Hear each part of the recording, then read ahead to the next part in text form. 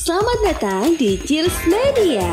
Hai guys, kali ini Chills Media akan mempersembahkan video pembahasan praktis materi pelajaran di sekolah.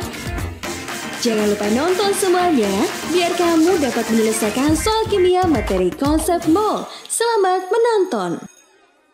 Hukum dasar kimia. Kenapa disebut hukum? Yang namanya hukum itu, Dek, namanya hukum itu sesuatu yang sudah pasti benar. Ya, belum dinyatakan salah sampai ditemukan kesalahannya, ya itu namanya hukum yang diyakini kebenarannya. Nah, sekarang hukum dasar kimia itu ada banyak, ada yang namanya hukum Lavoisier. Orang zaman dahulu mengatakan Lavoisier, ya. Nah, hukum Lavoisier itu biasa dikenal dengan hukum kekekalan massa. Ya. Apa bunyinya hukum Lavoisier? Bunyinya massa sebelum itu akan sama dengan sesudah reaksi. Sebelum sama dan sesudah reaksi. Jadi misal, kalau ini aplikasinya biasanya di soal UN yang selama ini soal esai bagian pertama, ya. Misal, ada suatu suatu hidrat. Hidrat itu senyawa yang mengandung air. Contoh ya, hidratnya MgSO4 yang mengandung air sebanyak X. Kalau dia dipanaskan, logikanya semua yang mengandung air kalau dipanaskan pasti airnya akan menguap, ya. Sehingga kalau dipanaskan itu akan menghasilkan anhidrat namanya yang tidak mengikat air, sedangkan airnya menguap. Ya kan? Pasti airnya lepas.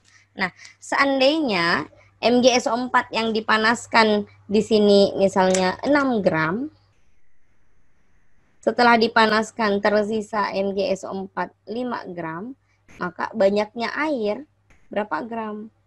Pasti banyaknya air yang menguap pasti akan sama dengan 6 dikurang 5, 1 gram. Logikanya kayak gitu. Karena logikanya tidak ada massa yang bakalan hilang, ya. Nah, saya pernah ditanya apakah hukum dasar kimia itu selalu berlaku? Jawabannya selalu berlaku. Mungkin ini, ya, konsep yang tadi kita sudah bahas. Bagaimana dengan soal yang kayak tadi, Kakak?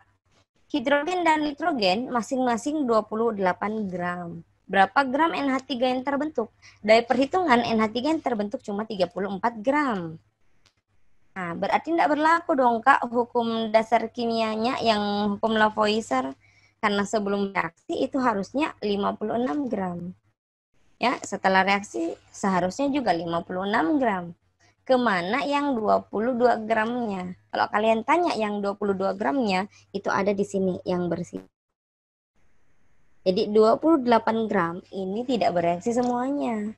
Yang bereaksi cuma 3 mol, yang tersisa 11 mol. Coba deh kalian hitung. Nah, ini gramnya. Gramnya H2 ya. Gramnya H2 yang sisa dengan 11 dikali 2, 20. Coba 22 gram ditambah 56 gram juga. Ini aplikasi hukum dasar yang pertama. Tidak ada masalah. Oke? Paham Jaki sampai di sini? Ada banyak ya. Sepertinya tidak bakalan cukup. Oh, masih cukup sih kayaknya. Oke? Nah, kemarin saya ngajar di kelas MC ya. Mereka cuma sampai di hukum dasar sampai tapi belum banyak latihannya. Oke, itu yang kita ke hukum yang kedua. Ada yang namanya hukum Proust. Hukum Proust itu dikenal dengan hukum perbandingan tetap, ya.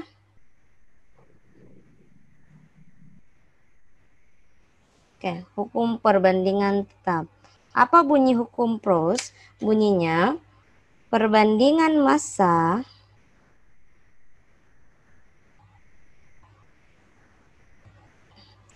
unsur-unsur dalam senyawa selalu tetap.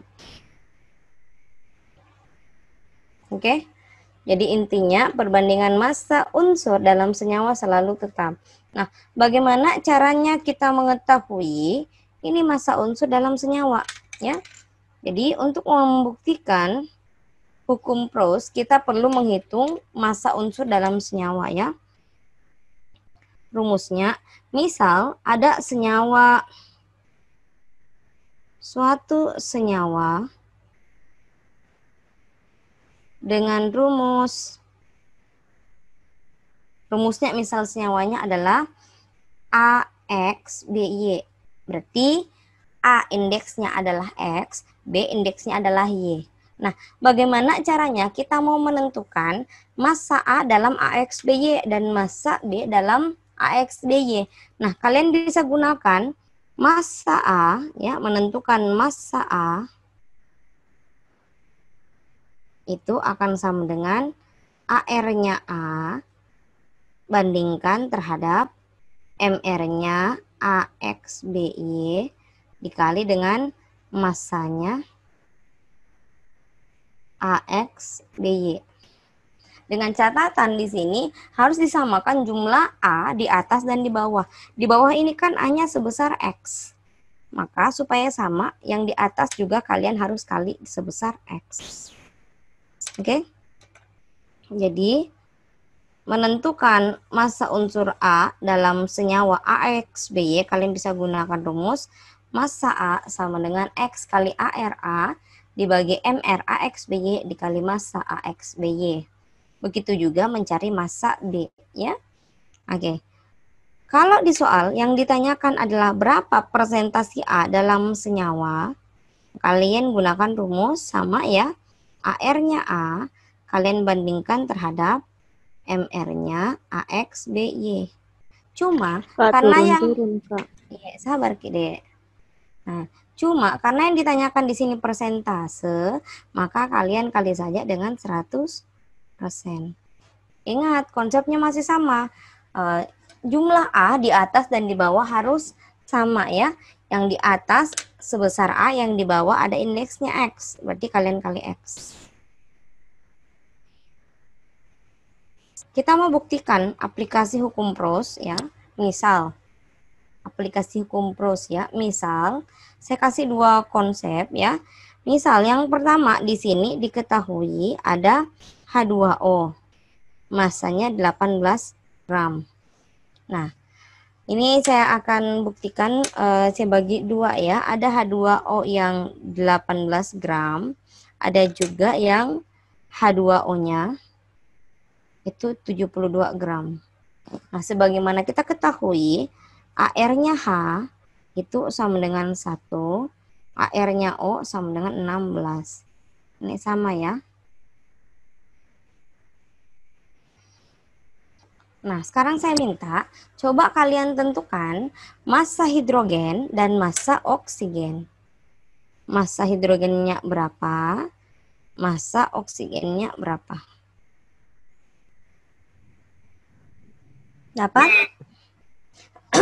Oke, massa hidrogen dalam H2O bisa kita hitung.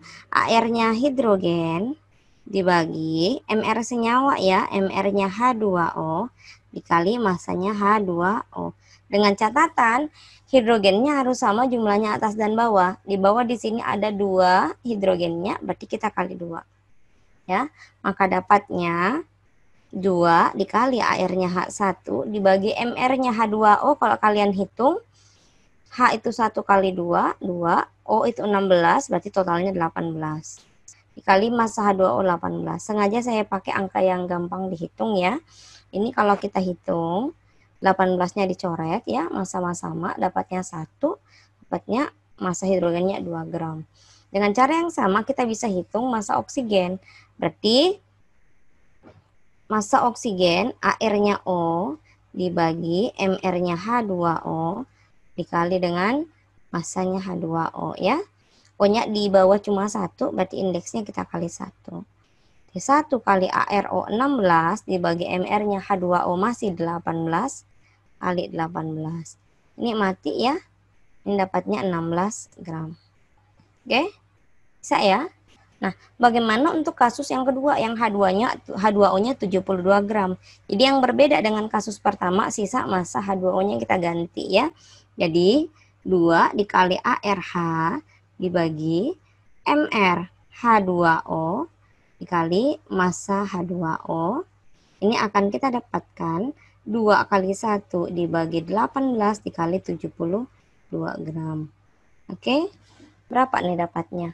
72 bagi 18 ini dapatnya 4 ya. 2 kali 1 kali 4 itu 8 gram. Oke. MRH apa sih, massa H 2/17 kok 17? MR-nya H2O itu 18 sayang ya. Nah, kalau oksigen berarti 1 kali AR-nya oksigen. MR-nya H2O deh itu 18 ya. Bukan 17. Jadi 1 kali 16 dibagi 18 dikali 72 gram. Ini kalau dimatikan 72 bagi 18 itu 4. Ini dapatnya 64 gram. Nah, aplikasi hukum prosnya di mana? Apa tadi bunyinya hukum pros, Dek? Coba kita tengok kembali. Bunyi hukum pros itu perbandingan massa unsur-unsur dalam senyawa selalu tetap. Massa unsur-unsur. Oke? Massa unsur, perbandingan massanya ya. Jadi yang kita bandingkan adalah massa unsurnya. Coba sekarang kita bandingkan massa hidrogen bandingkan dengan massa oksigen. Berapa massa hidrogen di sini? 2. Massa oksigennya 16. Berarti perbandingannya 2 banding 16 itu 1 banding 8. Ini ketika H2O-nya 18 gram. Oke. Hujan deras Ki di sini. Kalau hujan deras deh pakai headset ya supaya kedengaran jelas suaraku. Nah, sekarang yang kedua, massa hidrogen kita bandingkan dengan massa oksigen, dapatnya 8 gram berbanding 64 gram. Ini kalau disederhanakan jadinya 1 berbanding 8. Jadi jelas sekali ya, hukum pros tetap berlaku ya, perbandingan massanya selalu sama. Dalam hal ini 1 banding 8. Oke? Nah, kalau sudah hukum pros, kita akan lanjut ke hukum yang selanjutnya, yaitu hukum gas gabungan. Mana tutup spidolnya satu nih.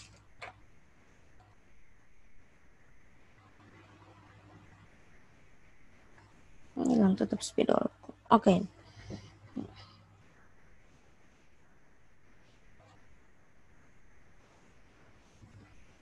Sudah? Itu hukum yang kedua ya. Kita mau ke hukum yang ketiga. Halaman 6.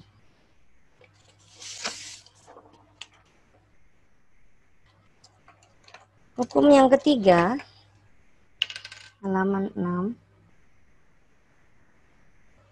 Ada yang namanya hukum gas gabungan. Sebenarnya ada hukum yang saya tidak bahas, yaitu hukum Dalton ya. Kenapa? Di soal UTBK kan tidak pernah masuk ya. Itu aplikasinya biasanya dianya ada dalam soal-soal UN. Ya, saya tidak bahas ya. Saya langsung saja ke hukum gas gabungan. Yang namanya gabungan gas, berarti ingat deh, wujudnya harus gas. Nah, dan dia adalah gabungan, berarti ada lebih dari 1 gas. Oke, jadi untuk mempelajari hukum gas gabungan ya gampang saja. Kalau hukum gas gabungan kalian cukup membuat perbandingan hukum gas ideal. Hukum gas ideal kan rumusnya PV nRT, ya kan? Nah, kalau dia hukum gas gabungan, berarti kalian bandingkan saja. Di sini syaratnya ada lebih dari 1 ya, biasanya 2G. P1 nRT1 bandingkan dengan P2 V2 nRT2. Ini kalian gunakan. Oke? Nah, hukum gas gabungan itu ada banyak pengembangannya ya. Ada yang namanya hukum Boyle. Ya. Nah, hukum Boyle itu ciri-cirinya digunakan pada N dan T tetap. N tadi mol dan T itu suhu. Jika jumlah zat atau jumlah gas yang bereaksi sama dan dilakukan pada suhu yang sama, maka kalian akan mendapatkan perbandingan gas ideal. Tuliskan ulang saja. N2RT2. Nah, di sini karena N dan T-nya tetap, berarti nilai N1 dan N2 sama. Kalau sama, berarti kalau kita bagi hasilnya 1. T-nya juga sama, berarti hasilnya 1. Karena R adalah konstanta, maka nilainya juga sama. Sehingga nilai yang di sebelah kanan ini hasilnya 1. Nah, karena di sini hasilnya 1, berarti kita peroleh P1 V1 akan sama dengan P2 V2. Inilah rumusan hukum Boyle. Ya, cuma ini jarang digunakan di kimia. Ini sering di fisika. Oke? Nah, hukum yang kedua ada yang namanya hukum Gay-Lussac. Nah, ini yang eksis nih kalau hukum gas gabungan di kimia. Nah, hukum Gay-Lussac itu ciri-cirinya dilakukan pada P dan T tetap. Kenapa ini selalu digunakan? Karena umumnya orang bekerja di laboratorium itu pada suhu kamar. Nah, dan tekanan yang sama, tekanan 1 atm. Makanya ini yang banyak digunakan di kimia ya, pada suhu dan tekanan yang sama. Nah, coba kita masukkan ke hukum gas gabungan yang tadi. P1 per V1, P1 V1 per P2 V2 akan sama dengan N1 RT1 per N2 RT2. Karena suhu dan tekanannya tetap, maka nilai P1 P2 sama, T1 T2 sama, R-nya juga sama. Maka kita akan peroleh rumus hukum Gay-Lussac adalah P1 per V2 itu akan sama dengan N1 per N2. Ya, ini yang selalu kita pakai. Maknanya apa? V1 per V2 ini adalah perbandingan volume, N1 per N2 adalah perbandingan mol, ya. Jadi biasa kita tuliskan seperti ini. Perbandingan mol, perbandingan volume itu akan sama dengan perbandingan mol. Ya kan? Karena N1 per N2 itu perbandingan mol. Nah, tadi kita sudah ketahui dalam suatu reaksi perbandingan mol ini juga akan sama dengan perbandingan koefisien. Oke, jadi ketika di soal ada lebih dari satu macam gas, lantas diketahui volumenya, dan yang ditanyakan adalah koefisiennya atau persamaan reaksinya, kalian bisa gunakan volume itu akan sama dengan koefisien. Oke? Tapi kalau dia soalnya soal hitungan, yang ditanyakan misalnya MR atau massa, maka kalian bisa gunakan perbandingan volume sama dengan perbandingan mol. Oke? Jadi kita lihat contoh-contoh soalnya. Itulah tadi pembahasan dari praktis kimia materi konsep mol. Jangan lupa subscribe, like, komen, dan share. Serta bunyikan lonceng notifikasinya biar gak ketinggalan video terbaru dari Cils Media. Terima kasih.